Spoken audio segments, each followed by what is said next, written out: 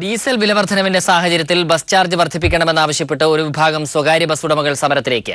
ഗതാഗത മന്ത്രിയുമായി നടത്തിയ ചർച്ചയിൽ അനുകൂല തീരുമാനമുണ്ടാകാത്തതിനാലാണ് സമരത്തിലേക്ക് നീങ്ങുന്നതെന്ന് private bus operators coordination committee chairman Gopinathan പറഞ്ഞു. അതേസമയം ബസ് ഉടമകൾ വന്നു കണ്ടിരുന്നെങ്കിലും സമരത്തെക്കുറിച്ച് അറിയിച്ചിട്ടില്ലെന്ന് ഗതാഗത മന്ത്രി എ കെ ശശീന്ദ്രൻ പറഞ്ഞു.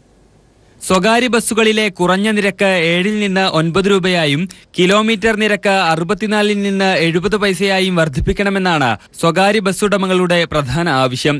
വിദ്യാർത്ഥികളുടെ യാത്രാ നിരക്ക് 50% നിജപ്പെടുത്തി കുറഞ്ഞ നിരക്ക് 5 രൂപയാക്കുക, വർദ്ധിപ്പിച്ച നികുതി നിരക്കുകൾ കുറയ്ക്കുക, അനധികൃത സമാന്തര സർവീസുകൾ തടയുക തുടങ്ങിയ ആവശ്യങ്ങളും സ്വകാര്യ ബസ് ഉടമകൾ ഉന്നയിക്കുന്നു. ഇവ ഗതാഗത മന്ത്രി എ കെ ശശീന്ദ്രനെ അറിയിച്ചെങ്കിലും അനുഭാവപൂർവമായ സമീപനമുണ്ടാവാത്തതിനാലാണ് സമരത്തിലേക്ക് നീങ്ങുന്നതെന്ന് private bus operators coordination committee chairman Gopinathan പറഞ്ഞു. ജനുവരി 2ാം വാരത്തോടുകൂടി തന്നെ സംസ്ഥാന സ്വകാര്യ ബസ്സുകൾ നിർത്തിവെച്ചുകൊണ്ടുള്ള സമരത്തിലേക്ക് പോകാനാണ് ഞങ്ങൾ ആലോചിച്ചുകൊണ്ടിരിക്കുന്നത്. ഡീസലിന്റെയും സ്പെയർ പാർട്സുകളുടെയും വിലവർദ്ധനവ് ചൂണ്ടിക്കാട്ടിയാണ് സ്വകാര്യ ബസ്സുടമകൾ നിരക്ക് വർദ്ധനവ് ആവശ്യപ്പെടുന്നത്. അതേസമയം ബസ്സുടമകൾ തന്നെ കണ്ടിരുന്നെങ്കിലും സമരത്തിന് നോട്ടീസ് നൽകിയിട്ടില്ലെന്ന് ഗതാഗത മന്ത്രി എ കെ ശശീന്ദ്രൻ വ്യക്തമാക്കി. ഒരു പണിമുടക്ക് നോട്ടീസ് തന്നതായിട്ട് എന്റെ ശ്രദ്ധയിൽപ്പെട്ടു.